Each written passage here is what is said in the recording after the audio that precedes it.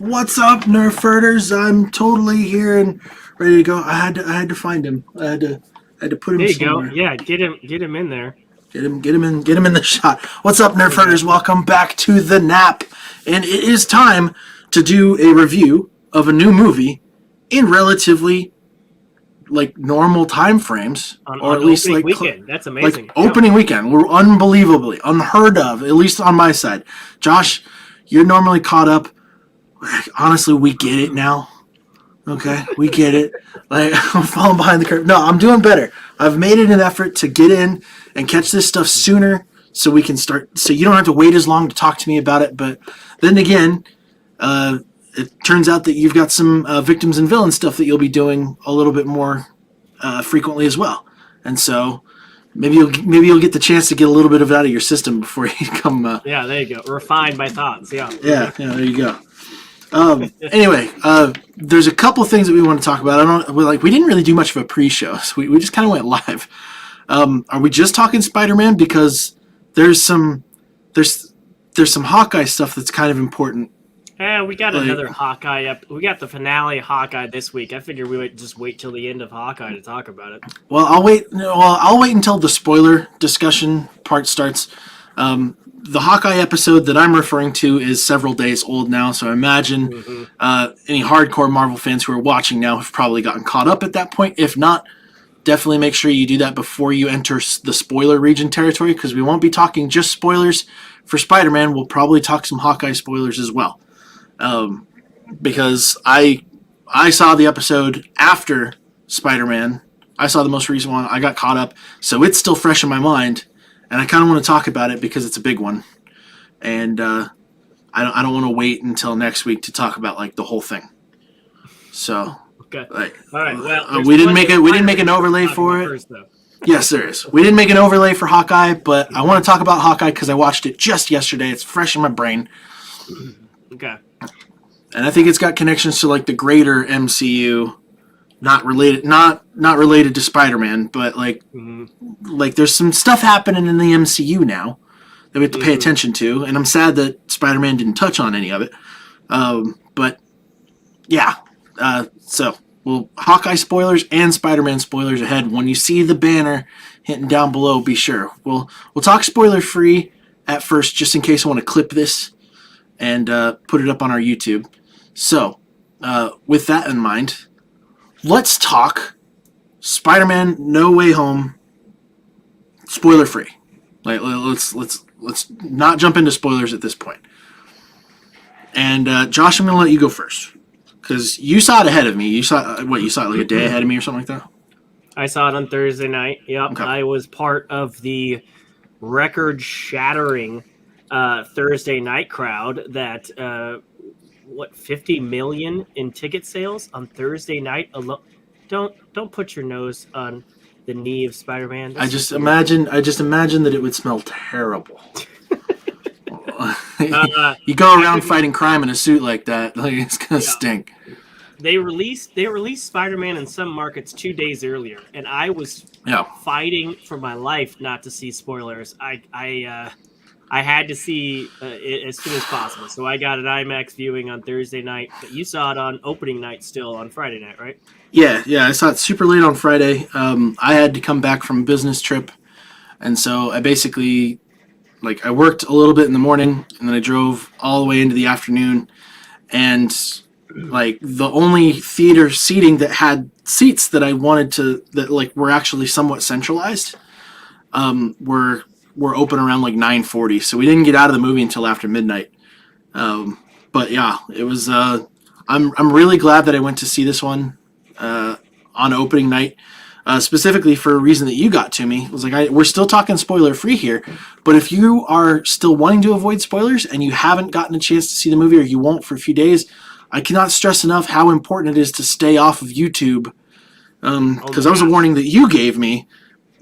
Because they released it in those earlier markets, as it turns out, people started recording it with their phones and stuff like that, which, I mean, I actually watched the whole thing on YouTube. Right? Yeah, I don't know how you would really get around it, but the most important stuff in the movie is spoiled on YouTube right now, and I don't think YouTube's able to do much about it. I mean, with the amount of uploads and the amount of re-uploads that people are trying to keep up on there just to get views, just to get the crazy amount of reviews. I mean, I don't know what they can do. So stay away from YouTube. I would definitely, like, as of tomorrow, Marvel generally tends to lift their spoiler embargoes until like the Monday after opening weekend, and then even Marvel will start spoiling stuff with like other trailers and stuff that they try to include. Oh yeah, yeah. As if And their TV spots don't show enough already. Yeah. Which, before we even like get into the movie, I want to say that this is a horrible state that we're in inside the Marvel fandom, and it's not even the fandom. It's people relying on the desperation of the fandom in order to click on this kind of stuff, and so there's a lot of stuff out there that is spoiler related. Even if it's true or not true, these places are reporting on it as if it's like 100% confirmed, and that the amount of clicking that occurs on that stuff is just driving up the demand to continue to find more of this stuff. And so this desperate plea to get leaks or stuff like way ahead of movie release times is really doing a lot of damage to my enthusiasm to seeing these films. And to top it all up, like, as if Marvel's TV spots weren't bad enough. I mean, we complained about Spider-Man and how relentless the TV spots are, and how like they're constantly coming up and they're letting out just a little bit more and more and more of the movie every single time. We were really only talking about it for Spider-Man recently, but I remember it being horrendous for Eternals as well. And so the amount of like freaking out that they did, like I compared it to Eternals. It was like, okay, they were really pushing it. They were really trying to get people in seats. And then I went to Eternals and it was a huge letdown. And then they were doing the same thing with Spider-Man. They were amping it up like crazy. I didn't go in with the same expectation that it was going to let me down like Eternals did, because it's Spider-Man. But there was a little part of me that was worried, was like, okay, I was already kind of concerned that this movie might be a mess just from the information that we saw from the trailers, and how, like I said, as far as trailers go, we're going to spoil trailers if you're going that deep.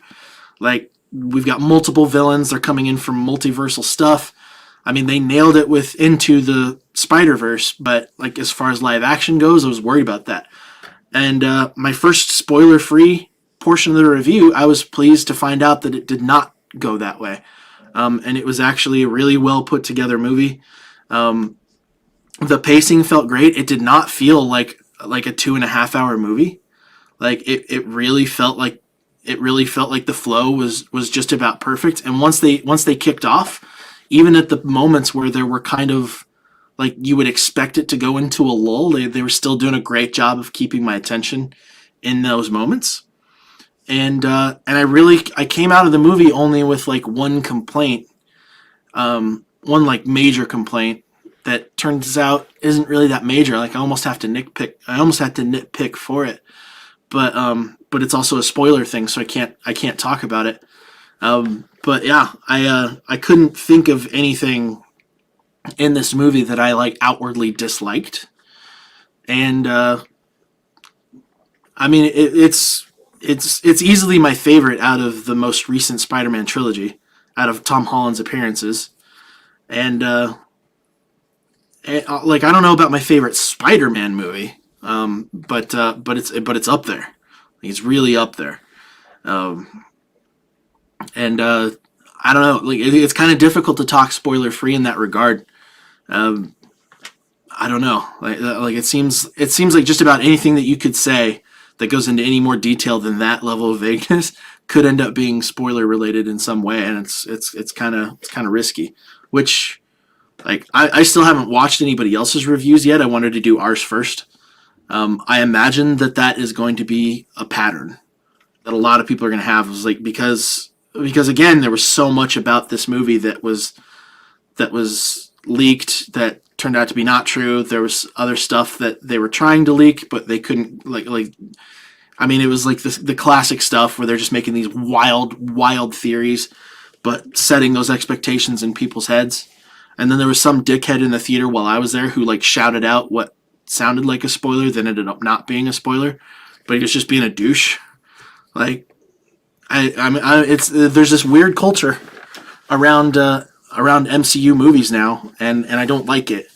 But thankfully, this movie experience was not phased by that for me, and I came out of it very happy with the experience.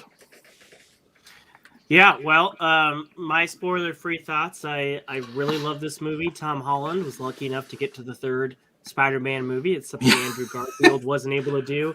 That's something Tobey Maguire did do, but a lot of people consider the Spider-Man 3 to be the worst film of the Maguire series. Tom Holland's film might be the worst of all of them. Yeah, Tom Holland's film is the 9th Sony Spider-Man movie and the 3rd Tom Holland movie. It's the trilogy ender directed by John Watts. And 9th Sony I guess you're including Into the Spider-Verse. Yeah, theatrical Spider-Man movie. All right, gotcha. It's again directed by John Watts, and he nailed it. In fact, here's the thing. This is a non-spoiler. This movie is so much a Spider-Man film. A lot of people, and I like Tom Holland. I've always had some issues with how young they've placed him and just the environment and everything. But I remember when Homecoming came out, people were like, is this really a Spider-Man movie or is it a Spider-Man Iron Man movie? And then the second Spider-Man Far From Home came out, and there was still a lot of reliance on the MCU. It still didn't feel as much of a Spider-Man film. This Spider-Man film, despite having Doctor Strange in there, still feels more like a Spider-Man film than an MCU film. Mm-hmm. There are things that happens that I'm sure will impact the MCU, but this at its heart and core felt like a Spider-Man film. The tone was right. The stakes were right. The characters were right. There were things that I think a lot of us assumed or hoped would happen, and they do happen. There's plenty of things that I didn't expect to happen that did happen. I was pleasantly surprised by a lot of it. And then, of course, the whole thing of how many bad guys can we have in one movie? It's a thing that all superhero films suffer from. The more villains you get, the more convoluted it gets, the more time you need. And then it's just a question mark of what's going to fail. The more things you cram into this film, where's it going to falter? And I thought for the runtime, the pacing, like you said, I agree. Pacing was on par, man. This film just goes and goes and goes. It doesn't let up. It doesn't die down. It was greatly paced. A lot happens in this film. I didn't feel like sometimes, for example, Venom 2. I felt like there's the whole middle part of that film that was just missing. Like it just started, and then all of a sudden we're at the end fight piece that we see in the trailers, and then it was done. And I was like, where's the bulk of this film? That film was ridiculously short and ridiculously rushed. This movie is pretty damn long, and yet it's paced super well. By the time it was over, I was satisfied. I loved it. Yes, I have some critiques as well, but this is a solid film, both in the MCU and in the Spider-Verse. And I think it's a huge win.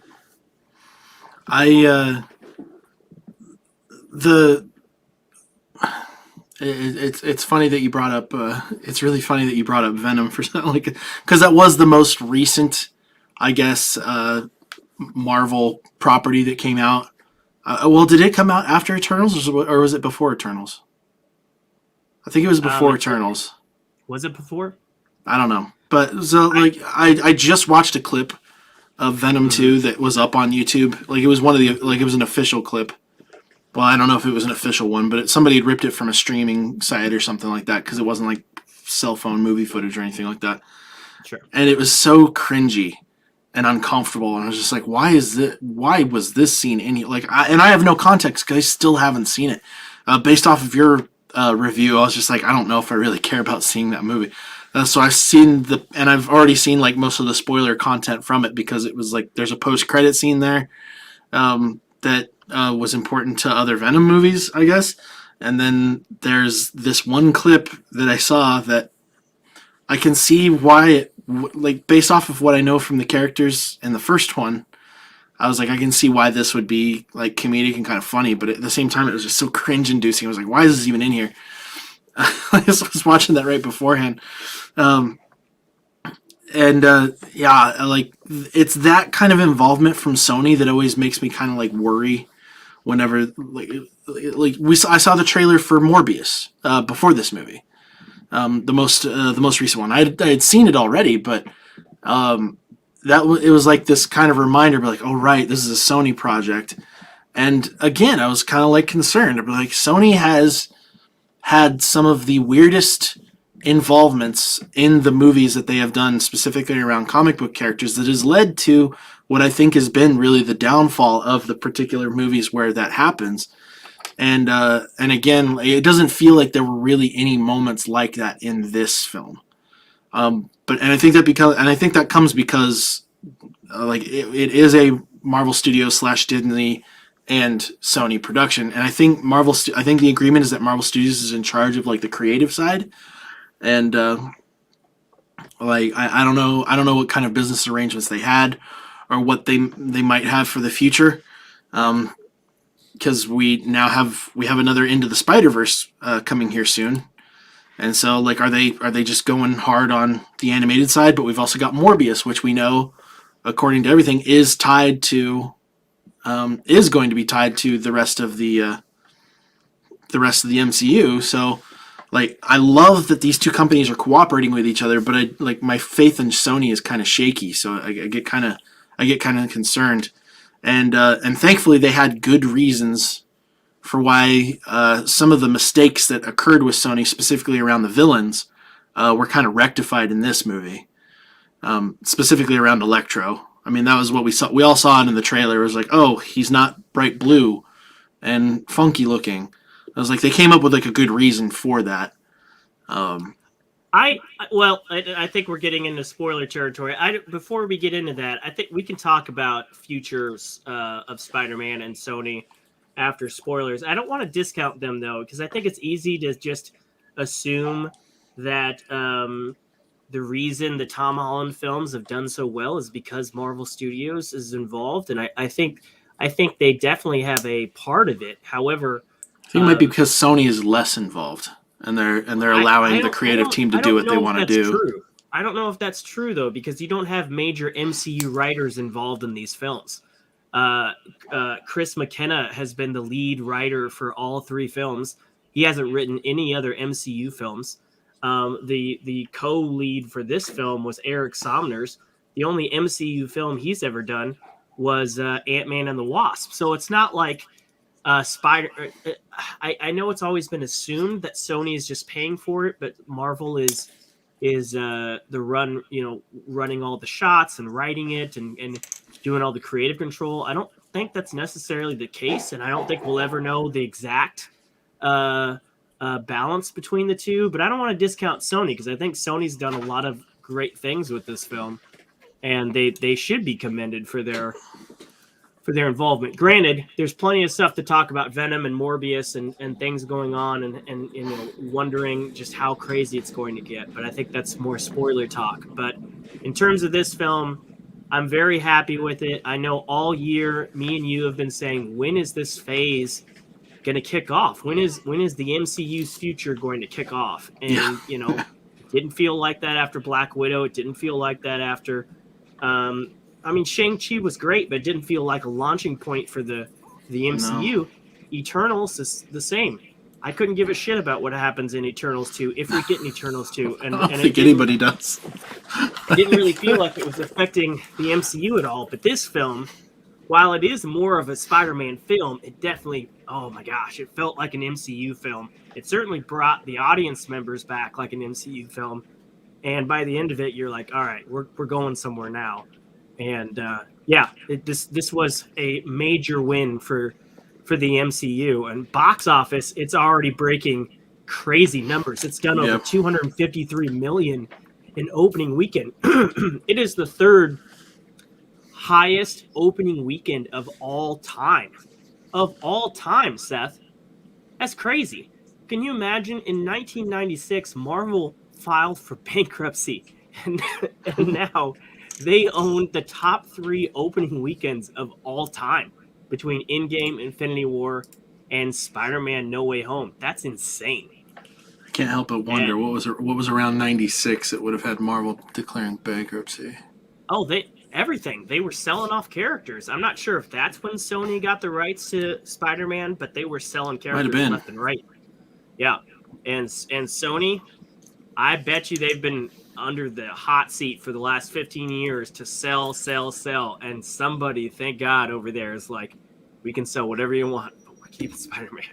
And yeah, I mean, if Sony was struggling at all under other territories, Spider-Man alone could keep them afloat. I don't know what else they've been producing lately, but other than like comic book-esque style stuff. But I think we're ready for spoiler talk. I think we're ready to jump into there because we really can't go too much farther without doing so. Yeah, I think so. I'm gonna close my door right quick just because the dogs keep coming in and out of here. Those dastardly puppies. I know. Okay, here we go. We ready for spoilers, huh? I'm ready for spoilers. I'm ready to admire the next overlay that you threw down too. All right, here we go. Spoiler review. Oh, baby. Okay. He dove right into it. Take it all in. So, we're talking spoilers. Let's talk about the big 3. I feel like that's the first thing everybody hoped for, everybody wanted. As soon as the idea that multiverse was happening, I think even some fuck ups because of international trailers was like alluding to, like, and the scene that we pointed out was in the last trailer was exactly that. Like that was exactly what had happened. Yeah. Damn, man, you fucking touched on everything here. Why is Fry in here? Just because this movie deserves all the money. Deserves all the money. Right. Yes. When it first came up and I was like hitting record on this other interval, I thought it was like snowflakes or something. And I was like, what? Why? And I was like, I don't think there's snowfall anywhere in the film. Final scene of the movie. In the final scene, yeah, but that was about it. Yeah. So what we all expected to have happen, and what we all wanted to happen, and what we had all been begging for to happen forever. As soon as Into the Spider-Verse came out, like the talks about something like this were blowing the fuck up. And then sure enough, we were starting to get interviews. Like there was one particularly with Andrew Garfield where he was like outright saying like, absolutely not, I am not in the movie. It's like, I would love to be in it, absolutely not in it. And this was some of the stuff that I was talking about as far as leaks is concerned. Like there were a lot of leaks about, and it was like set photos of him in costume. I don't know if there was one involving Toby in there at all. There was. Yeah. There was one of him in there. Oh, okay. Yeah, that's the one that John Campia shared out. I got you. It was super weird. It was super weird that to see that stuff ahead of time, and then to come into this movie knowing that they were going to come in at some point. But even knowing, I'm sad that I didn't get to go in blind. But even knowing that it was going to happen, I was still getting chills when it was happening, and just the way that I handled it was so weird. It's so weirdly funny, especially when Andrew got brought in, and then the amount of time that they kind of lingered on that scene, where they're trying to like prove it's him, was still so comedically funny. She's like throwing muffins at him, and. Ask him to crawl around the ceiling. Ask him to crawl around, just trying to like prove that stuff. Andrew Garfield played it super well as like a little bit more of a mature Spider-Man, and then later on, we see Toby come out as well, and he's in his youth pastor outfit, which, yeah, it looked like Toby was just wandering around the studio that day, and they're like, oh my god, wait a minute. We could just put you in here and it would work out great. And then we're like, all right, yeah, fine. He was just hanging out. He was there for a meeting or some shit. And they're like, all right, we're just gonna pull him in here right now. Yeah, that moment was like, and the timing of it was great. Like I'm so happy that they didn't do it like super early on. They kept it towards the finale. They gave them more than cameos. They actually got them like super involved. If you could call it the third, I mean, it's more closer to the halfway point than the third act, but yeah, it wasn't a cameo. I couldn't believe the amount of time they were actually in the movie. Like, I expected it fully to be a gimmick at the very end. Yeah. You know, no, they gave these characters time to breathe. They gave you time to kind of re-fall in love with them. And you know, for the amount of de-aging that is in this film, they did not de-age Tobey Maguire. They let him be the older, experienced Spider-Man. We needed that, honestly. Like, we needed him to be that way. You know, he hasn't been in a live-action role since 2014. Shit, that's crazy. I mean, I knew it had been a while since I had seen him in something, but yeah, this film is what brought him back. That's crazy. And I'm glad that they let him be the older, aged, you know, experienced Spider-Man and actor in the group. I think I love that he got the line to call back, like when he's talking to Doc, and he asks him, he's like, how have you been? And he's like, I'm trying to do better. It's like the exact same line that he gave him, only this time he didn't get ripped out for trying to do better. There's a lot of callbacks like that. There's a lot of callbacks. Some of them are subtle. Some of them are a lot more like straightforward and in your face. But again, because I knew that it was going to happen, because we had so many hints that was how it was going to go, and photo leaks.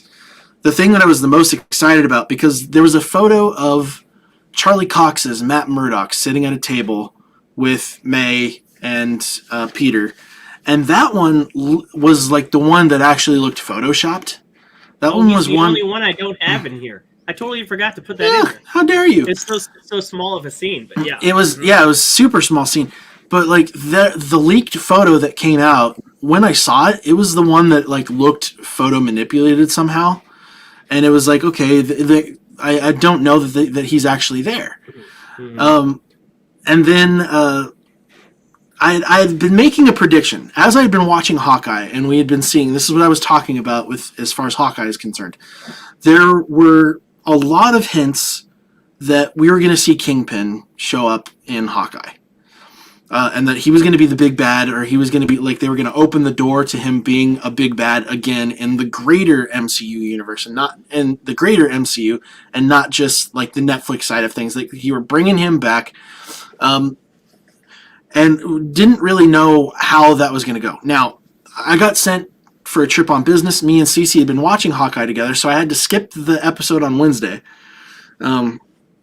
so I could run out for that trip. So I came back. We watched Spider-Man on Friday, and then fucking Charlie Cox shows up as Matt Murdock, as Peter's lawyer, as predicted, and like he even gets a short. I was like, oh yeah, I'm more than just a blind lawyer moment, and it freaks everybody out, and like it confirms, like, okay, yeah, they didn't bring him in here just as like a dick move or some shit like that. Like, he's fully on Daredevil at this point. And then I watched Hawkeye yesterday, and sure enough, it's Vincent D'Onofrio's Kingpin, and that was like, seeing Charlie Cox was the most exciting part of it for me, and the biggest thing that I was upset about in the film, like, out of actually two things, the biggest thing that I was upset about is that they didn't give him more to do. Because I thought that this would have been, like, instead of doing what they did to where they have, they would have to retcon so much in order to give him more to do. But I really would have liked to see a little bit of the trial that they were having, and see Matt Murdock be a bit of a lawyer or something like that. I wasn't expecting to see him in costume or anything like that, even though that would have been really neat. But yeah, I was sad that we didn't get to see more of him, and this is Marvel just. But it's perfect because it's Marvel just telling us, it's like, hey, we're not done with him yet. He's gonna keep playing this character. And then Hawkeye rolls around, and they're like, hey, yeah, Vincent D'Onofrio, we're not done with him yet. He's coming back too. And with this new direction that we're now going to see Spider-Man going in, because of the way that this movie ended, Kingpin's a huge villain in the Spider-Man universe, and so we might actually get to see maybe we actually get to see an instance where he actually does have to represent Spider-Man in some degree, and we get that classic comic moment where Daredevil dons the Spider-Man suit and rolls around while Peter Parker is like in full view of the public, and he kind of like dodges that. Like, that was the case. That was the comic story I was hoping they were gonna play on when I saw him show up, and unfortunately, it didn't go that direction. But yeah, that was the thing that I was more excited about, and it was the least amount of screen time. Um, Yeah, but it's a very small part of the film, but they packed enough other stuff. I did like the story. The story was coming off of Jake Gyllenhaal spoiling to everybody that Peter Parker was Spider-Man. That was kind of the more lingering thing. Everybody kind of, as far as the government was concerned, they pretty quickly dropped the charges and realized that this high school kid didn't own a bunch of drones that tried to kill everybody. yeah, They've kind of let that go pretty quickly. But the cat's out of the bag. Everybody knows that Peter Parker is Spider-Man. They're coming after his apartment. The news is all over the place. All the kids at school know. So he goes to Doctor Strange. Doctor Strange. Well, first of all, they try to just get past it. They move out of the apartment. They're like, we're just going to apply for college. We're going to move forward. We're just going to get past it. And they all apply for MIT, and they all miss out on MIT as well as all of their other backups because of the controversy. Because Peter Parker has been canceled, and therefore anybody around him has been canceled, and they couldn't get into school. So he goes to Doctor Strange and says, look, could you just, make everybody forget that I'm Spider-Man because it's affecting other people's lives. And that was a good reason, I think, because it wasn't just about him. It was about his family, and it was about his friends, and the weight of that situation. And it goes to what you said. Like, this is like the first real Spider-Man moment. Like, he's seeing the connection that other people having to him is what's actually hurting them. Right. Well, they try to do it. Peter messes it up because he realizes there's so many people in his life that he still wants to remember. And they think they don't get it at all. What happens, though, is that a bunch of villains that do know that Peter Parker is Spider-Man gets pulled into this universe. And so almost immediately... It does like an opposite. Spider-Man's going up against Doc Ock. He's going up against the Goblin. Doctor Strange is finding all these other blips all around, and that is the first half of the movie. Is you got to go find these people, we got to contain them, and we got to find a way to send them back. And I thought that was a good starter point for the film. I really liked that as a concept. I also like that. They spent a lot more time having him be not so much Spider-Man, but being Peter Parker as Spider-Man. I was like, this is like the human element of him, and the consequences that he has to carry around with him because of it. They did such a good job of it, and we also got we got a really good, strong visual on the sacrifices that he has to make being connected to this character. And the gut wrenching little, like, you've even got it down in here, like it had to happen. We didn't get an Uncle Ben moment with this trilogy, which smart move enough. Like, Marvel knew, be like, okay, they've seen this story played out plenty of times already. We don't need to do another Uncle Ben death. If we go down that road, it's just going to be like, all right, well, they're just doing it the exact same way. And I had a suspicion that we were going to lose Aunt May in this movie, specifically around the trailer where she was like where it looked like she was like clearly in the action a little bit. And then sure enough, she takes a hit, but she gets up and it looks like she's going to shake it off. And I was like, oh, all right, cool. All right. Like I was really worried when that glider started floating, and yeah, I was really starting to freak out. And then they 180 us again. But right before that, she gives us, with great power comes great responsibility. And that was an Uncle Ben line that he never got the chance to tell this iteration of Peter. And like that was another moment there. Like that was the familial death that he had to experience to actually become the Spider-Man that he needed to be. Because up until this point, like, yeah, he had been trying to be a friendly neighborhood Spider-Man, but he was always trying to, like, in the first movie, he was trying to do it to get into the Avengers and to impress Tony Stark and to kind of show what he could do. And then in Far From Home, he's really trying not to do it at all. He was really being pressured into it by Nick Fury, who was actually Talos, but like he was getting pressured into it kind of against his will. And then in this movie, he's given every reason to why he's like, I don't want to do this anymore. I don't want to do it. I don't want to care, because his life is falling apart. And then he gets that moment, and like he realizes that everything that he has done, like it couldn't have been done any other way. Well, I think a lot of us assumed that the Uncle Ben moment had happened and that Disney just didn't want to reiterate it again. I mistakenly assumed that. I assumed that, we don't have an origin story. We're just going to go into it. When it turns out these 3 movies are the origin story. It's not that the Uncle Ben moment happened and we just didn't need to cover it. It's that it didn't happen. And in this universe, it's the Aunt May moment, not the Uncle Ben moment.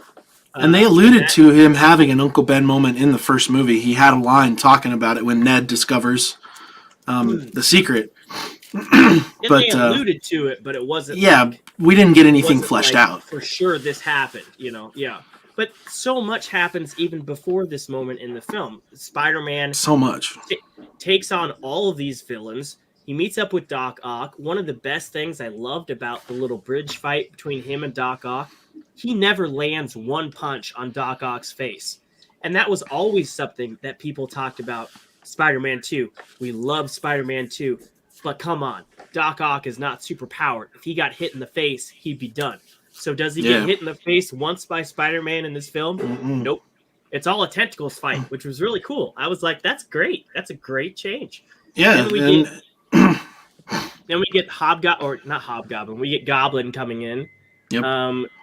Which is kind of a switch, because the second time we see him, it's literally Osborn breaking the mask and showing up at a shelter, acting like a frail old scared man. And I was like, that's a different take.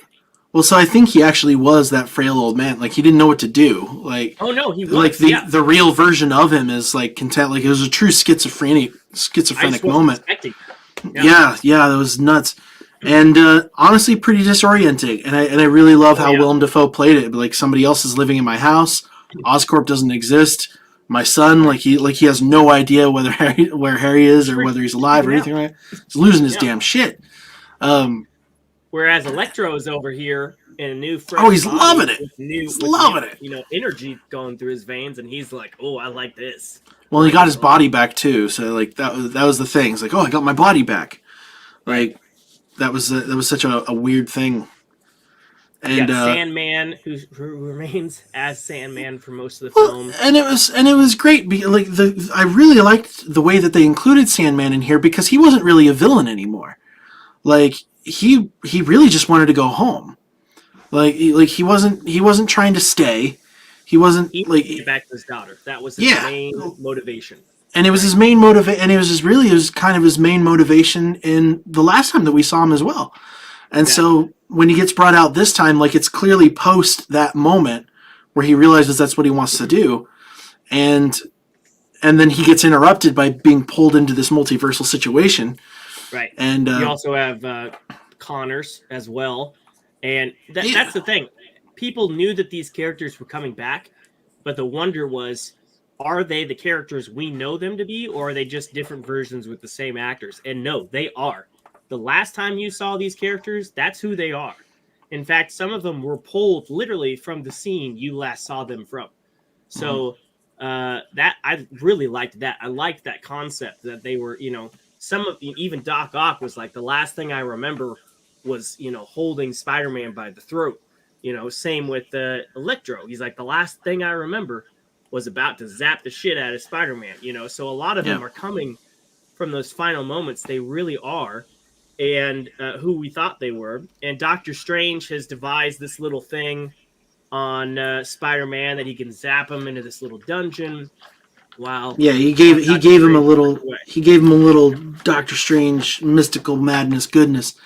And honestly, like it was really cool that only I love that that Peter straight up just turned his suit inside out because somebody had vandalized the other one. Like it wasn't a special suit, it wasn't a different Spider-Man or anything. I was just like, I just can't go out looking like this. Like that was such a great way to reveal that. Right. And the the entire time, like his friends had gotten a lot more involved. I love that MJ and Ned were kind of like there from the start. In the basement. Yeah. And that only brought out the other thing that I didn't like about the movie, and it was, again, this was kind of a nitpick, but the ease in which Ned was able to use the sling ring and was able to summon portals kind of bugged me. That it was like because Doctor Strange had to do this like very intentionally, and it was like very clear that there had to be like some sort of understanding of the mystic arts in there, and then Ned just kind of does it willy nilly. But I mean, he's not able to control it, but he's I think they handled it pretty well. Like he didn't know exactly where he was opening these to. He wasn't opening them across like continents or anything like that. And when he does open them, he appears to have a very, very difficult time closing them.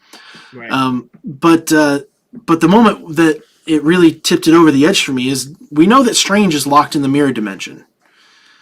And then Ned opens up a portal and he just shows up there.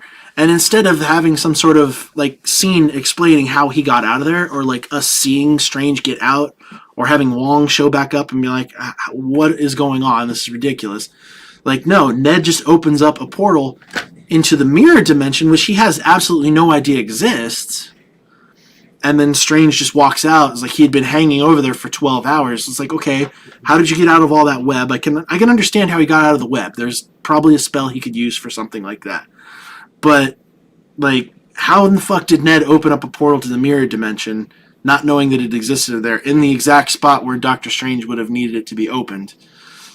Like, or did Strange have a backup sling ring on him and he actually opened that up? It wasn't Ned who opened it. Like, it's a thing that you could blow up as a plot hole, or you could bring down as a nitpick, as something that they didn't. And I chose to go the nitpick route. I wasn't going to make a huge plot hole out of it because it didn't make anything inconvenient. It continued the story along. But I did like that the whole reason he's in the mirror universe is because Spider-Man captures all the bad guys, and then before sending him back, realizes, they're all about to die. Back to die, and they're gonna die because of the situation they're in. And Spider-Man, being the kind-hearted person that he is, influenced by the kind-hearted aunt that he has, says, well, what if we could change their fate? What if we could change them so that when they do go back, they don't have to die because of that? It's like, of all times to give somebody a second chance, right, and to like be this is what Peter thought being a hero would be, is helping people. Like, and he doesn't understand these guys to be villains. Like he got into a fight with one of them. Personal history with him, but all he knows is that they died because of their relationship with him. Yeah. And if he could possibly, or with Spider-Man, and if he could possibly help, he wants to. Despite Doctor Strange being the realist over here, saying, we got to send them back. We got to close this up now. Otherwise, it could get worse and worse and worse. Mm-hmm. And that leads to them going after each other in the mirror universe, where Strange is like God. He can do whatever he wants in the mirror universe. So he's clearly pulling from the dark dimension, which he shouldn't be doing. I thought that was really cool. Right, and that's something they brought up in the first Doctor Strange film, where he called out Sorcerer Supreme on that. I did think it was interesting that he's not the Sorcerer Supreme anymore, because I love that. 5 years. That's cool. Wong got it on a technicality. I thought it was hilarious. Still good on it. That's awesome. But I liked how Spider-Man, he doesn't beat Doctor Strange on powers. He beats him on smarts, on math. He realizes that the mirror dimension is a math problem, and is able to quickly one-up Doctor Strange enough to get out of there, which I thought was great. I thought that was really cool. Yeah, this is also the movie, on top of that, this is also the movie where we see the most smarts out of Tom Holland's Peter Parker. This is where we see him really apply his mind a little bit more. and yeah, that was great. Like, because we've seen him like go into this Midtown Science for 2 movies now, and it was like this super thing where it was like, yeah, they're supposed to be really smart, and yeah, he got kind of technical in the first movie. Didn't do too terrible much in the second film. But yeah, in this one we really got to see some like strong levels of intelligence out of him. Right. And that combined with Stark Tech allows him to literally cure some of these bad guys. He starts with Doc Ock. He fixes Doc Ock, which is great. Yeah, it was a lovely moment. We see Doc Ock return to himself, and then Doc Ock wants to help everybody else. I did like the I'm a bit of a scientist myself. Yeah, that was a great one. I like the interactions while they were in the cages was actually really good. Yeah, and but they're just kind of like dorking around. Trying into Happy's apartment with some Stark Tech, trying to fix each other, was great. But all this time, I'm like, it's just too easy for Goblin. Like, this just doesn't. I love that Normal Norman though was like, hey, if you ever find yourself traversing into another universe and you're looking for a job, I'd love to have you. I'm like, yeah, see, he is a scientist. I was loving that. I love the turn though. The fucking turn. Oh my god. He was like on Peter's face. Oh. He was he was terrifying in this movie. Like they made him seem so much stronger in this one than don't get me wrong. They remembered that he was superpowered because he was a super soldier. Like they gave him a super serum. Like, and in this one, like in the first movie, like it really didn't seem like he was that much stronger. It didn't seem like it was that ridiculous. And granted, that was kind of based on the limitations that they had to like what they could do when they were making films those days. But in this one, it was ridiculous. Spider-Man. Yeah. Which was a big deal. Which was really important because this Spider-Man was also illustrated to be quite strong too. Like there were a lot of instances where he was like he might have been amped up a little bit. And so we really had to see that. And then we see him suplexing Spider-Man through multiple floors of an apartment building. Like, ridiculous and relentless. And this animalistic psychosis. It was nuts. It was so good. That all the time he was watching behind the eyes of the old man. Yes. There's no way I'm going to let this happen. I was like, yes. He is the ultimate villain of this group. And it shows. And he does. He wrecks house. He messes Spider-Man up. And I loved it. And I loved that. At first, I really did think that Aunt May, getting him in the neck with that serum was going to be the thing that worked. And thankfully it didn't. And, it didn't work in that first movie. It didn't work in this movie. And he made her pay for it. And that's when we get that scene. And I was not expecting it. I really wasn't. And I wasn't expecting it there. Like I said, I was expecting that she would die off, but not there. And I let out an audible, "Oh no," when it happened. Like the people next to me could have heard it in the theater. I was like, "Oh no!" As soon as that glider started lifting off, I was freaking out. And it made sense. Like if she hadn't have died after literally being blown up by a pumpkin grenade, it would have been like, "Oh come on," But the way they filmed that scene where she was like, "Oh yeah, I'm good." And then she has that misstep, and then even she's confused, she's like, "Oh, I just need to catch my breath." And you're watching Tom Holland's acting, which was just on par.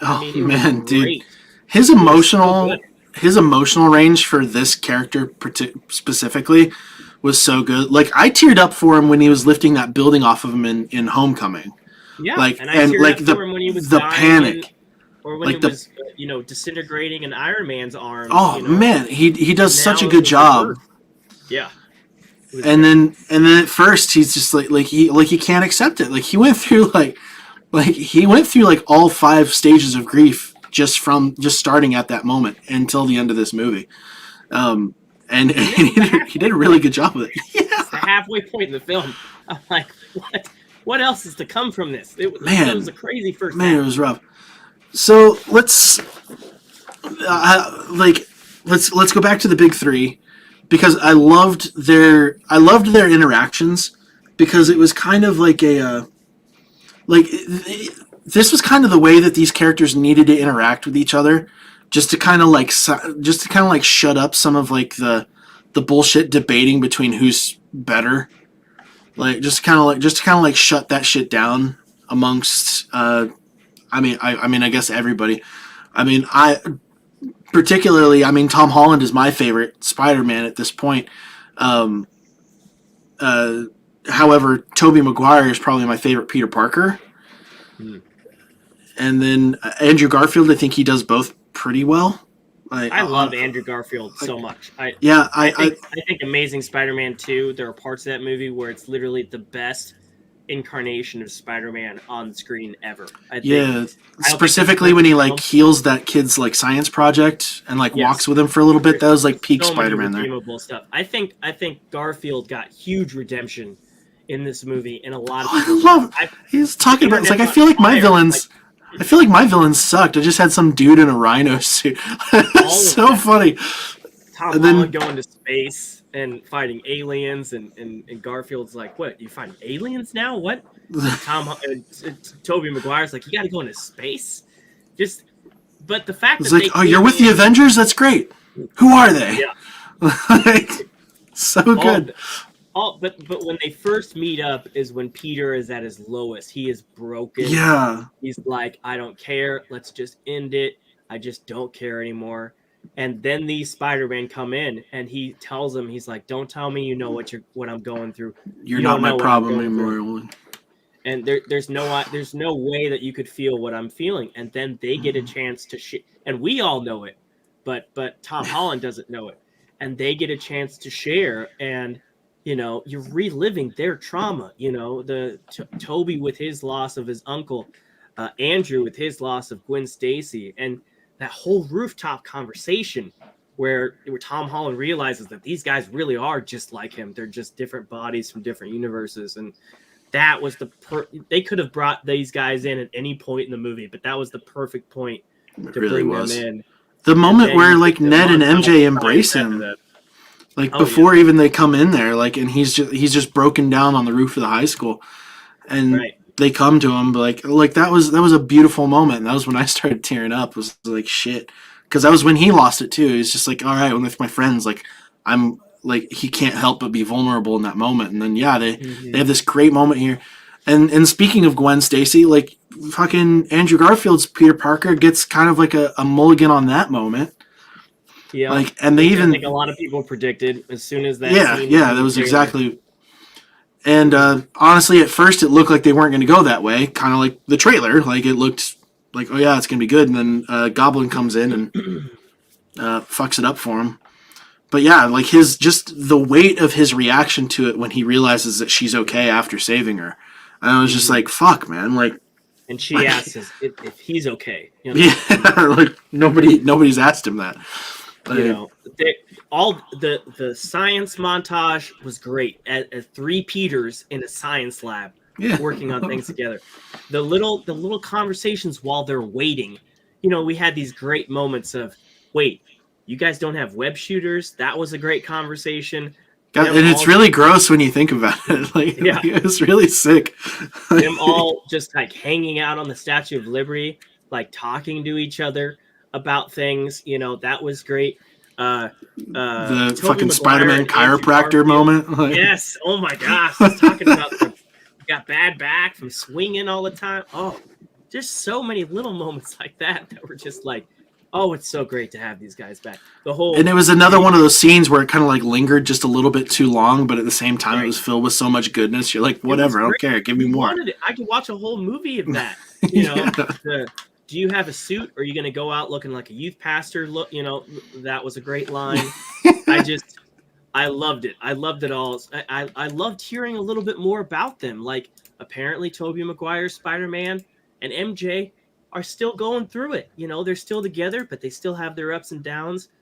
Apparently, I really want to know what's going on with those two. Like, I desperately want to know what's going on with those two. Andrew Garfield is still Spider-Man, but he stopped pulling his punches a long time ago, and he's gone down a dark path. That's really interesting. I love this expansion of these Spider-Men that we haven't seen for years, but now we get a little glimpse back. And then the whole. We got three Spider-Man. How are we losing? Well, it's because we're normally not part of a team. Yeah, none of us fight as a team. and then you got that Avengers line. That was fantastic. It was like, I have been a part of a team. I was part of the Avengers. Yeah. Who is that? I love that he starts explaining, and Tobey Maguire's like, how is this helping? It's not, this is not helping anything. The bickering between them, like, so quick, but there's so much subtle humor in there. Not even subtle humor, but just like straight up humor in that panic. And he did such a great job. I love that Andrew Garfield got made number 3 for whatever reason. He's just like what? Number 3, whatever. I'm like, it was so. It was all handled so well, and then like that emotional weight starts coming back in, and we see Peter's like he realizes because Strange makes his way back.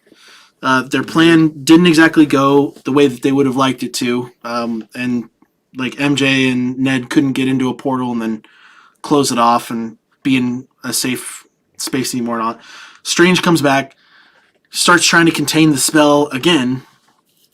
Or the multiverse is literally tearing apart, and more are going to start coming through. No, because Strange comes back, and at this point, everybody's been cured, and they're like, actually, Tom Holland Spider-Man pulled it off. Everything's good until Goblin comes in, takes Strange's box and puts a grenade in it, and then blows it up. That's when shit happens. Then all of a sudden, the sky starts breaking apart. But up until this point, Spider-Man had actually pulled it off, and Strange was almost impressed. He absolutely was. Like, he absolutely was impressed. I think he was still just disappointed. He was a little disappointed after hanging out in Arizona for 12 hours. Right. But if not for Goblin, they had done it. They had, even Doc Ock came and helped out. But then Goblin had to come in, and that quick thinking of, oh, yeah, I'll give you the box back, but here's a grenade with it. I love that. I thought. And Doc Ock is even the one who like eliminates Electro out of the mix. Like he's the one who like figures that out. So like him coming back and he's still like he knew, like because at the end of Spider-Man 2 we saw him, was like, I will not die a monster. Like the good man was always still there. It was just that inhibitor chip, and then he became a hero. It was awesome. We see Sandman come back. We see Dr. Connors come back. We see. Electro have that nice moment with Garfield. Garfield's like, hey, man. Yeah, I just thought you were going to be black. That was a nice nod to Miles, like, oh, we'll get it. We'll get it soon. Oh, yeah, it's a hint, for sure. Like, it's definitely a hint. But, yeah, the multiverse starts... that he is the badass, and that he is the most one to be reckoned with, and I loved it. But the universe starts tearing itself apart, and we get back into, like, oh, shit, this is real. And, like, I know I'm skipping a lot, but I don't want us to have to explain the whole movie. But just the fight that he and Tom Holland end up having on the broken down shield, and the brutality, and I have compliments and gripes about that fight, but you talk about it first. No, go for it. Hit me with it, because I loved it. Like I thought it was. I loved the fight. At first, I was worried because the editing was like so close, I couldn't see what was happening. And then they panned out and they let you embrace it. And I was like, okay, I like this. Then he did that. The choreography was a little messy at first. He did that like suplex thing that just didn't land as hard as it should have, but it's fine. He ends up besting Goblin and just hitting him. And I'm like, I could watch this all day. It was powerful. You could feel the pain in Peter Parker just wailing on him. The one thing I didn't like about it was the music. They played this Emperor Palpatine music in the back of it, and I hated it. At no point was I watching that scene thinking, oh my God, Spider-Man's going bad. I thought, oh my God, he's traumatized. He's in pain. He's literally releasing all of his pain on the man who made him feel that way. They should have had this emotional swell of music behind him.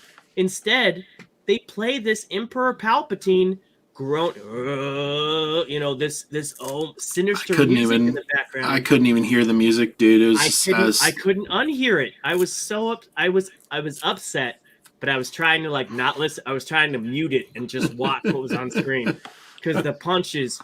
He was wailing on him. And I was like, yes, just get it out. And of course, the other two Spider-Men come and they're like, this isn't good. Again, I didn't feel like he was going bad. I felt like they were like, this isn't good. He's gonna. I felt like he was going to go too far. Yeah. I think that was clear, But and because he then it was looked like he was going to because bad, then because he was in pain.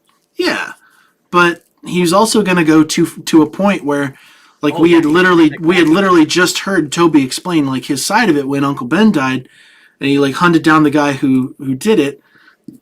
Watching that guy die didn't help at all, and then we see him pick up the glider, and we're like, oh shit, here we go. I love that Toby was the one who jumped in there to stop that. And Like, he didn't have to say a word. He just no.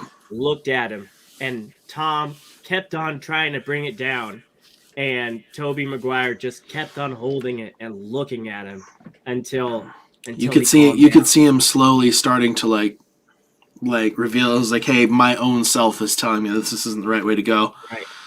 And I was like, oh, that's great. That was a great moment. And it was like, and of course, he gets stabbed in the back like seconds. Well, and it was like 10 minutes earlier that some dickhead in the theater shouted out, "Spider-Man dies!" And I was just like, what the fuck? Like, and like 3 different people in the theater were like, shut the fuck up. Like it was beautiful. I'm glad they didn't do it, but I'm really glad that they didn't do it. It was a oh shit moment, like and even he reacts to it as like, oh yeah, no, I've been stabbed before. He was always fine. But yeah, that was terrifying. I was like, yeah, of course, don't turn your fucking back to the goblin. Like, he's gonna fuck you up. And sure enough, he does cure the goblin. Still, they actually do it. Yeah, and again with more teamwork. Like, yeah, they could have been like, no, you're the one person that doesn't get redeemed, that doesn't get cured, and he's still going to go back and deal with the life of whatever life he has. He's still going to be a villain. But at least they followed through, even him, That was great. Well, he's going to deal with having had been a villain and everything that was done at that point. Right. But think about the change that makes, though. Like, because if he goes back in there, like, whatever universe he got pulled from, like, obviously he didn't, he's not dead. And so Harry... It's a matter of how far he, like, at what point did they pull him? Do they pull him during his fight with Spider-Man, like all these other ones got pulled? Is it earlier? Who knows? It's not. Yeah, not but something now for us to really worry about. But it is interesting that he would go back as this person. Yeah. Yeah, but now Harry doesn't have to have his dad die and blame Spider-Man for it, and so we really don't have much of a sequel or a threequel for Spider-Man 3 anymore. That is something that they didn't think about. Yeah. Mm-hmm. Well, I mean, if they're doing the multiverse theory and the way time works in this particular franchise, that's just going to create a branching reality that is now different. And now that we don't have timekeepers to keep all that shit in place, like, it's going to run rampant like that. Speaking of branches, you have these branches in the sky with all these other, like, glimpses of villains. Like, Scorpion was up there, and Kraven was up there, and Scorpion and Kraven were the only 2 that I could see. I think there was, like, alternate versions of some of the other ones that were there. Right. Already. And Strange can't hold it. He's like, this is happening. I can't do this. Spider-Man comes up with the fix of, what if everybody forgot about me? What if everybody forgot about me? And Strange is like, that would do it. And this is the part that I couldn't understand, why forgetting him and Peter Parker completely was the thing, because it was like already something that he would have been capable of doing, is just making them forget that he was Spider-Man. Why at this point he now had to go like the extra route they didn't have time to explain that. The original spell was make everybody forget that Peter Parker is Spider-Man, and then Peter started messing it up by listing all these people and messing with it. Mm-hmm. And then it threw it all into flux and started pulling anybody in any universe that knew that Peter was Spider-Man. So if everybody forgot that Peter was Spider-Man, then it wouldn't pull anybody in if everybody forgot. But it had to be a blanket. It couldn't. Everybody forgot Peter Parker even existed, though. Like, because originally the spell was they were just gonna forget that he was Spider-Man. And this one, like, he's been wiped from the world. So if Peter doesn't exist, then no one's getting pulled in. I mean, it's like with any time travel, multiverse, whatever movie, you can pick at it.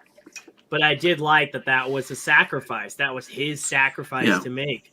It's a beautiful ending, and it's a beautiful way to like play things out. Want to do it. You could tell like he was like, man, this is gonna suck.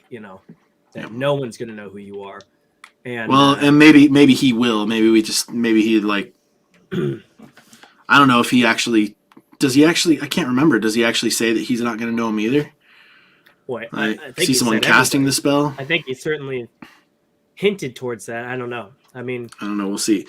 Well, so there's already been hints that Spider-Man's going to make an appearance in Multiverse of Madness. So we're kind of wondering. I mean, he might.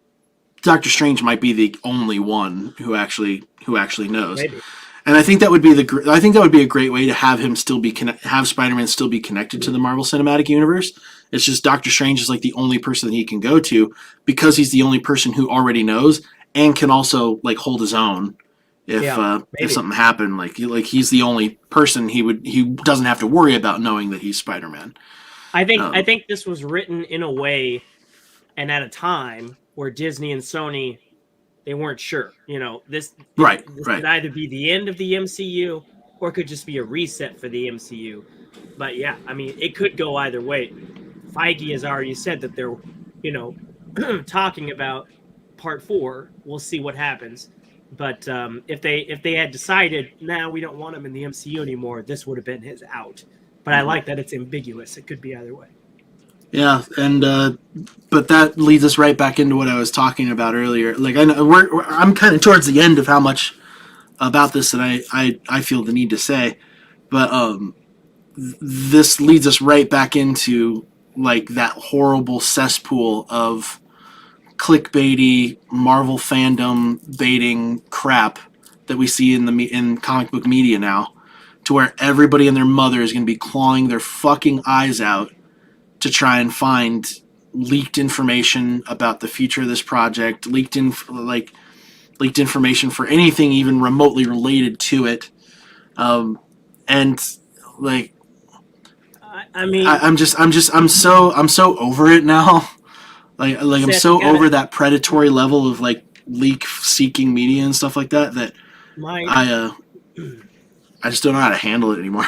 Like, listen, my advice would be you just got to try to zone that out, because here's the deal, man. That shit has always been around. Always. Oh yeah, but it's getting more and more prominent here. I don't think it is. I think just the access is different, because you go back to 1989 and the campaigns against Michael Keaton to be Batman were crazy.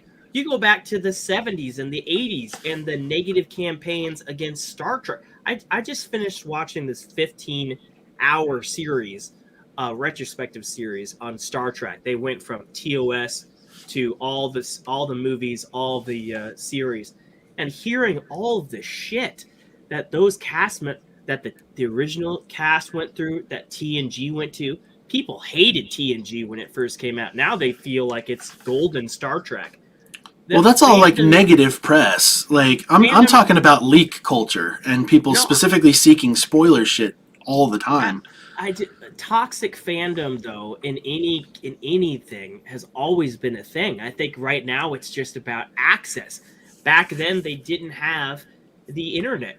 So when people were clawing and fighting for anything to be released and going after people and trying to get exclusives, that was a thing back then. It was just we didn't have access at the on our phones to look at it. So I think that's just what happens when you plug the internet into toxic fandom. But I mean, it's either that or nobody gives a shit. It's either the extreme of everybody wants it now and they're fighting for it, or nobody wants it ever and they want it gone. There's never a happy medium like we all wish there would be. But something like this, it was never going to be something that they kept secret. I'm glad that they pulled it off as much as they did.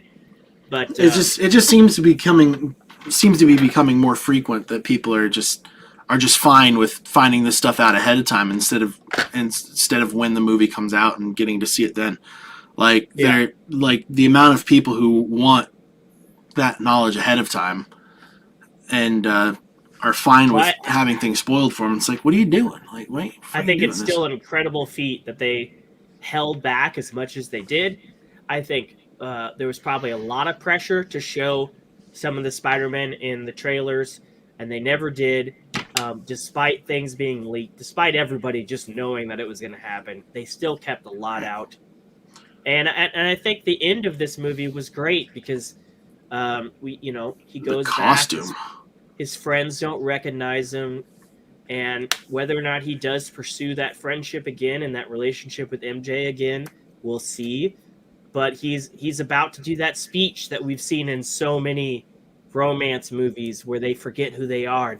I'm going to find you and I'm going to tell you. We've seen it in so many movies. And he's about to give that speech, and he sees that she still has the Band-Aid from an injury that happened because she knew Spider-Man, and that kind of shook him a little bit. Like, oh shit, do I really want to?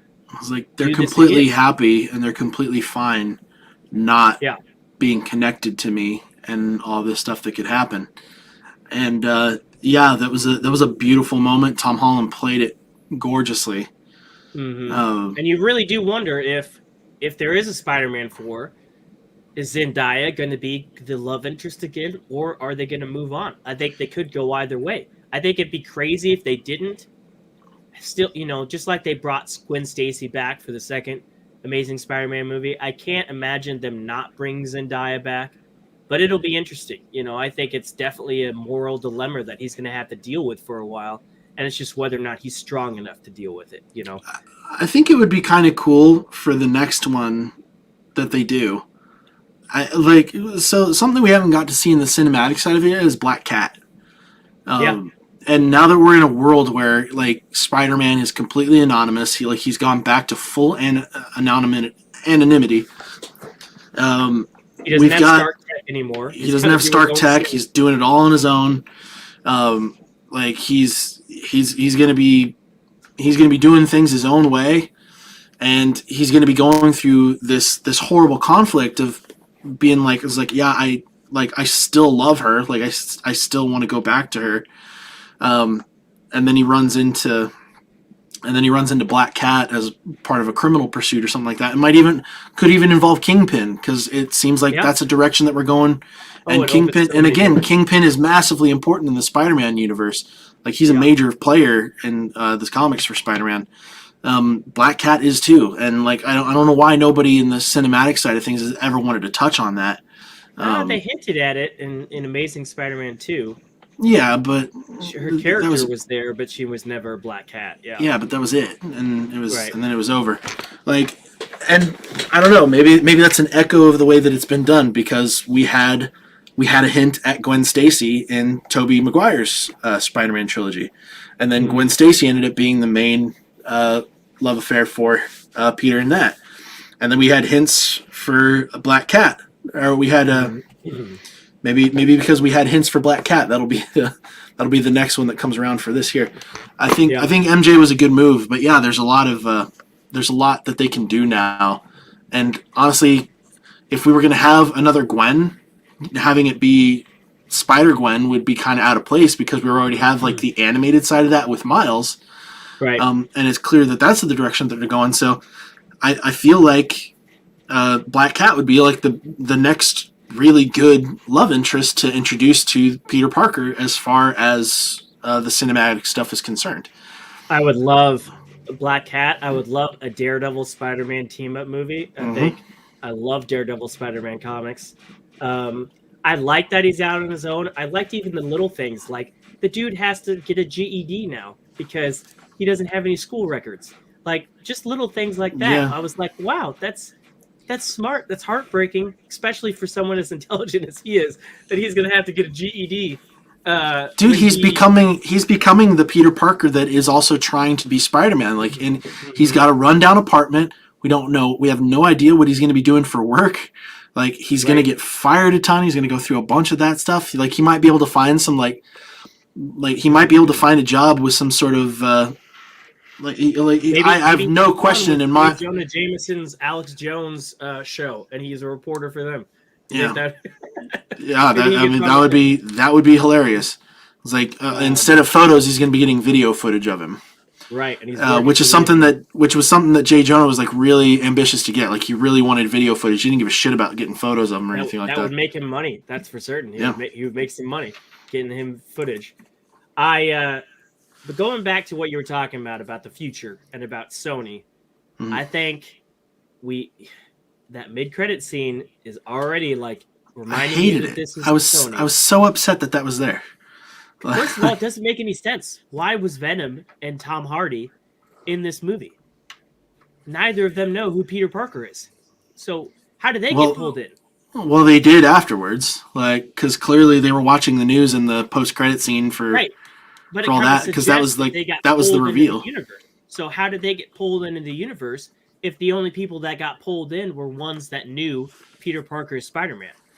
Yeah, so that one's a weird one. But like it kind of comes back to that knowledge that symbiotes share, maybe. I mean, less, but maybe they didn't say symbiotes across multiple universes. No, but yeah, that one's a tough one. It is a weird. I mean, I'm sure there's a back end weird, whiteboard in some Sony office that says how, but then they just blip him back, so it doesn't matter. They leave a little bit of the symbiote, which means we could have. Which was clearly the only. But that was clearly the only thing they wanted there. They just wanted an excuse to get a part of the symbiote into that universe. But then that just makes your mind think of all the other Sony things. What happened with Amazing Spider-Man 2? You started hearing about all these spin-offs and all these things that Sony was going to do. Thankfully, that got shut down. Well, now we have a Mobius trailer coming out, and what's in the end of that trailer? Jared Leto saying, "I am Venom." Oh no, I'm just Morbius. Yeah. Okay, but then in the same trailer, you have Michael Keaton as Vulture, and you have a picture of Murderer Spider-Man in the background. None of that makes sense in terms of this movie. Is Morbius in a universe with Spider-Man, or is he in Venom's universe where there is no Spider-Man? Or is he in Tom Holland's universe where there is the Vulture? Those are different universes that don't make sense as one. And when you think about it, you're just like, damn it, Sony, you're gonna do it again, aren't you? You're gonna take this high, and then you're gonna fuck it up with all of these little things that you just don't need to be messing with. Not to say I don't want to see that movie, but they either take that scene out of the movie or they're going to fuck it up already. People are going to be like, this makes no sense. God damn it, you're doing it again, Sony. Well, the least that they need to do is come up with like a proper explanation for all of that. They need to decide what universe he's in. Yeah, they need to get that. Be in both. It doesn't make sense. No, they need to figure that out. I don't know how they're going to do it, but my bet would be that the Michael Keaton scene and the Spider-Man poster are not in the movie. Because if he's in Venom's universe, then they can do whatever they want. But if he's in any universe with a Spider-Man, then it doesn't make sense that Venom's in it. So he's got to be in one or the other. Either they don't mention Venom and it's Spider-Man related, or they don't mention Spider-Man and it's Venom related. They can't have both. All they have to do is cut that Venom line, and they're good. Right. That's all they got to do. Will. That was probably something they just filmed for the trailer because it was so close to the Venom release, and it's kind of funny. But man, if you keep it all in, you're just gonna mess it up. Yeah. I don't know. I don't have a whole lot of faith in Sony handling stuff like that very well. Like, I want to believe that they were involved more in this than people let them. Oh, I hope so. I want to believe. I really hope so. I really feel like Amy Pascal had a lot of control in this, and that she brought. I mean, this is a triumph for Sony. This is the 9th Spider-Man film, and they somehow pulled everything into one, which is great. They did what Fox couldn't do with Dark Phoenix. You know, Dark Phoenix was Fox's last film before they lost the rights. And instead of doing some type of triumphant end, they bring the same writer from X3 to rewrite X3 and to fuck it all up again. And once again, the last movie with the new era is just as bad as the last movie with the first era. And then the X-Men are done. You know, so Fox shit the bed with that. But I feel like Sony had a major win here, and good for him. It's funny you bring up X-Men because something that I was thinking about not too long ago is just like, when are we going to see hints towards the X-Men? When are we going to see hints towards mutants? What are they going to do about that? And I think if anything, it's going to come after or during Multiverse of Madness, and we're going to see like something might pop there. I don't know, or they're going to wait heavily until like some sort of crazy event with Fantastic Four. Yeah. But yeah, We'll see. that was another one. There's still a lot of questions in the air about what they're going to do now that, especially after the 20th Century Fox acquisition, and that we haven't really gotten any hint. We haven't gotten a lot of hints towards, at least in film. Right. A lot of pretty much everything has been outside of it, and yeah, I'm only getting more and more questions. But the thing is like I'm not getting more and more questions about the Spider-Man universe, like because they're keeping things, well, probably because they're keeping things a lot closer to their chest in that regard, which they absolutely have to, clearly, because people are clawing their eyes out to get more details about that stuff. But I don't know, there's starting to be like casting talks about specific characters.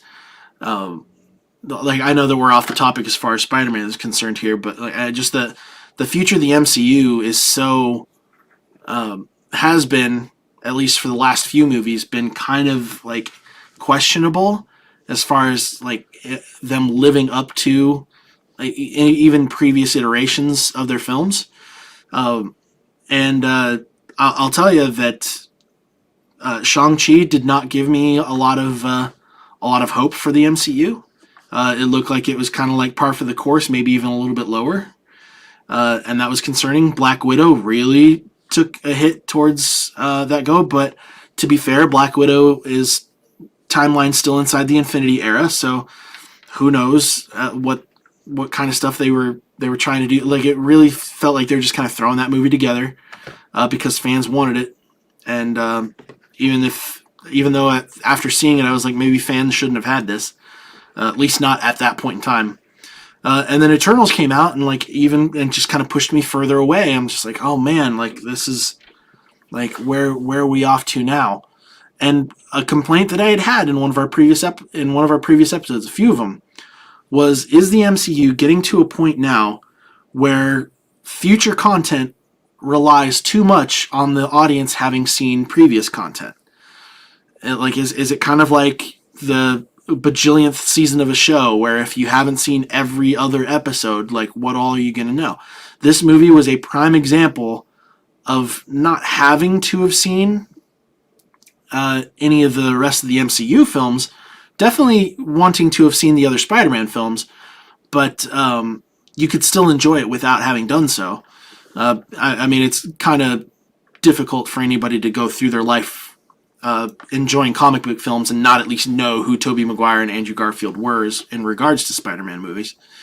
I can't imagine not watching this without seeing any of the other Spider-Man films. I can't either, but I like to give somebody the benefit of the doubt. They would at least know who those characters are, and at least know, I was like, oh, there's two other Spider-Man. Holy crap! What craziness is going to happen here? But they wouldn't know who any of the other villains were, or who any of the villains were really. Without a friend having of mine done said so. that this was the least approachable MCU film in his mind of them all, and I was like, wait, you're telling me the 27th MCU film, the third Tom Holland Spider film, and the 9th Sony Spider-Man film is the least approachable? Of course it is. I mean, Yeah, but I give this one a pass because it's specifically a trilogy. Like if this had been like the first, like if they had tried jumping this one in first, it was like right after Civil War or right after Endgame, we never got Homecoming or No Way Home or Far From Home, and like they were like, all right, this is Spider-Man's first intro, and this is how we're introducing him. We'd be like, oh wow, this is nuts. This is a mess. This is ridiculous. But I don't think Disney cares, because here's the thing: this movie, this is the first week it's out. I mean, I think it's been out one other week in some markets. It's already halfway to $1 billion. It's already halfway to $1 billion worldwide box office. It hasn't even been greenlit in China yet. Disney doesn't care. Probably won't be. Clearly, probably won't be. China has blocked all Marvel stuff this year. It wouldn't surprise me. I'm sure there's some accountants at Disney is pissed off about that. But in terms of accessibility, apparently it's accessible for enough to fill the seats because it broke records this year. It's breaking records outside the pandemic. And man, they brought it home with that in-game campaign. They brought so many non-believers in with that in-game campaign. This is the moment. Binge everything. If you haven't, binge it now. In the months leading up to in-game, that's all they did. And they brought in so many new people. And now they're just riding that wave. And until they stop making money, they ain't going to stop that. And, you know, if you don't want to watch an MCU film, go watch something else. But clearly enough people are coming back for this. And I think it's looking good for the theaters. It means that the right people will bring people back, which is great. I don't know how long they're going to keep making money because like their biggest market is New York, and New York's about to close down everything again because of Omicron. They've already closed down most everything else other than movie theaters. It's only a matter of time. So I'm not sure how that's going to affect box office, but for opening holy shit. What do we got on the schedule at this point in time? In terms of competitors, nothing. No, Marvel movie. Next week. Talking just Marvel movies. Oh, the next Doctor Strange film comes out in May. Yeah, that's quite a wait. Yeah, so that's the next film, and then Thor comes out in June or July. So you got 6 months. So there's plenty of time for Spider-Man to sit around the theaters. Release date for Phase 4. So we got Eternals. So yeah, Multiverse of Madness, May 6th. We got Thor, Love and Thunder, July 8th. Black Panther, Wakanda Forever, November 11th. And I think that this might be an old article. I think that got pushed back because of an injury that Shuri's actress incurred. The Marvels for February 17th, 2023. Okay, so we've got 2 or 3 films next year is what we're getting. I mean, we got a lot of Disney. We got a lot of Disney Plus happening. We've got a lot of shows happening right now. Marvel shows, Disney Plus. Did you? I forgot to ask this earlier. Did you catch the WB wink or the DC Universe wink in this film? No, I did not. What are we? When you think of multiverse and you think of the DC Comics, what do you think of? The multiverse in DC Comics? Yeah. What's a prominent event that you think of in DC Comics in terms of multiverse? I'm not as well versed in the DC Comics side of things, so you're gonna have to help me out. Have you heard of Flashpoint? Yeah.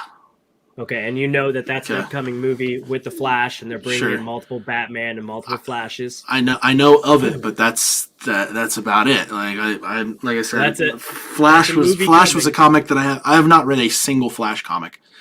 There's a movie coming called Flashpoint. It's not going to reflect the Flashpoint comics, but the trailer that came out in DC Fandom showed multiple Flashes and multiple Batman in that film. What is the Flash Thompson's book in Spider-Man No Way Home that he shows the media? Flashpoint. Flashpoint. Okay, all right. So that's a nice little nod, little wink. I love that his character is still here, that he was still in the movie, and he was just as douchey. It was perfect comedy for it. I wanted a little more from his reaction, but we had enough other stuff in the film to cover. Yeah, they didn't. Well, it wouldn't have taken them that long to give us that a little bit more. So, as far as the Disney Plus side of things, I don't think we've gotten an exact date, but we're going to be getting Moon Knight, She-Hulk, Miss Marvel, Echo, and I think Ironheart. Speaking of She-Hulk, I'm pretty sure Matt Murdock is in that film, is in that show. So yeah, he'll be coming back in that. Tatiana Maslany is like her character Jennifer Walters is a lawyer. Yeah. And there've been some crossovers there already before as well. Mm-hmm. I'm really excited to see the origin for Miss Marvel. I really want to see what what they do with her character specifically, because her character, so I played the Marvel Avengers game. I don't know much about Miss Marvel herself or Kamala Khan outside of the Marvel Avengers game. If they follow that origin line for her, that's going to be the explanation for how the mutants come around. So I'm interested to see how that goes. But yeah, the future of the Marvel Cinematic Universe is going to be really interesting. And the only reason I mention that is because, again, this was the jump. This felt like the jump off point for.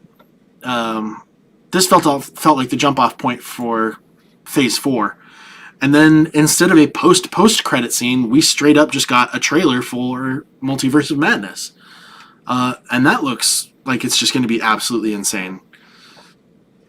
And honestly, like my hype level for that one really got up there. Yep.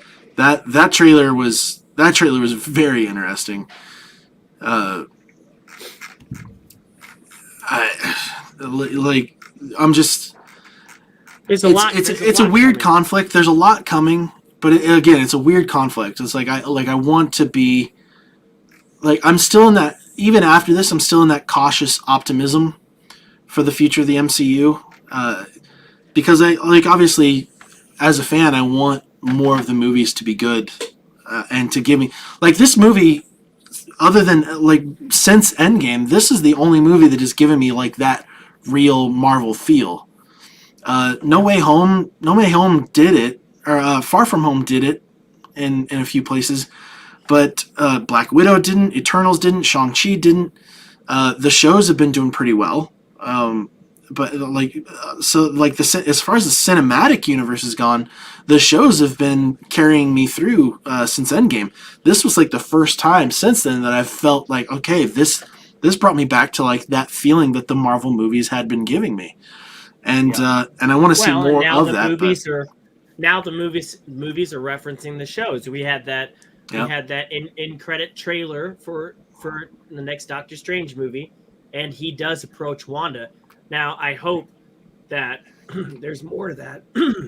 Because one of my main complaints about the finale of WandaVision was that, man, they just kind of let her go. For the atrocities that she did, they just kind of let her go. I hope that there's more consequences than that. And what's the first thing we hear about it afterwards? She says, look, I made some mistakes. And Doctor Strange is like, yeah, I don't give a fuck. I'm not here to talk about that. I hope there's more to it than that. And I hope, when she... Well, I'm excited to see what Mardu says about her. Right. When her ears perk up when he says multiverse, I hope that opens up more with her, and she's not I hope there's some darker depths to her in that movie, and she's not just another superhero in that movie. It just wouldn't make sense. I think she'll be pushed farther. I think she'll be pushed more to a villain. I hope so. One. But there's already 2 other villains in that trailer, so I can't wait for that. I hope it's good. I've heard that movie has been riddled with issues on the back end. I've heard they've had to go back and do multiple months of reshoots.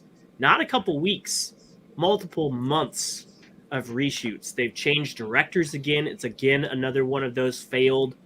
We brought somebody on, now we're bringing somebody else. Now it's Sam Raimi, who, while I'm excited for, feels like they brought in a big name, just like they've done in the past, to try to wipe out the controversy, So I'm hoping that it's good, but man, all of these behind the scenes stuff doesn't, and I guess they've been plugging a lot of cameos into it as well with the multiverse. I just hope that doesn't detract from the film too much. So, that could end up being what I was worried this was going to be, is that it was going to be just riddled with cameos and the only cameo no real substance. I wish we would have seen in this film, and that's in that mid-credit scene, was Topher Grace just in the corner, drunk off his ass, what the hell is that guy going on about? Or he sees that little blob and he's like, oh, that's gross. He just puked on the thing or what, and just walked away. What I really wanted and what I thought I was going to see is we're going to see Yuri, the old landlord, just like him being the landlord that Tom Holland's Peter Parker got when he was checking into his getting into his new apartment. That was like when we saw the new apartment, I could hear somebody talking. I was like, "Is that a Russian accent? Is that a Russian accent?" It's not a Russian accent. That's not what it is. Right. I was upset. Either that or Bruce Venture. That would have been pretty good to have him in there. But I loved this movie. I thought it was great. I loved the experience. I can't wait to see what they do further. I'm at a point now where I'm probably going to continue to ignore outside media for stuff like this. Like, because as hard as it is, as hard as it is. I'm finding myself at this point, if I like the trailer, like if I'm watching the first trailer for a movie and I like the first 20, 30 seconds of it, I just stop it. Like, I don't even trust trailer editors anymore. I'm not even waiting to the second or third trailer to ignore it. If I start liking a trailer, unless I'm in the theater and I can't not watch it, I'll just turn off the YouTube video so that I don't get anything spoiled, because I just don't trust editors anymore. So I'm avoiding it as much as possible. It's sad. That's gonna work against our trailer reaction portion of our channel. But there's some of those things I can't, especially for indie films that don't, I feel like a lot of those. I finally got around to watching Antlers, by the way. Great film. Okay, we can talk about that next week. There's plenty of Hawkeye stuff I want to talk about, but we've been talking for an hour and a half, so I think we should get together. We'll wait to really dig into Hawkeye after. Yeah. So Wednesday we've got a finale for it, and honestly, we're at a point where I'm kind of concerned about them sticking the landing on that one, right? Because this is quick. 6 episode.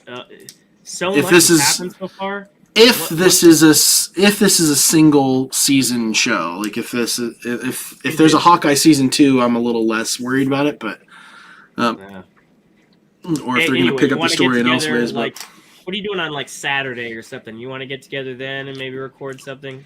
Well, Saturday is Christmas Day, so I don't know how that'll work out. But for you anyway, won't see it till after. I will likely be completely free. I'm not a big holiday guy, so maybe Thursday, Friday, or Saturday. If you're bored, we can talk about Hawkeye. And we'll figure. Other things. We will certainly figure something out. Until that time, thank you, Nerfers, for checking out this episode of the N.A.P.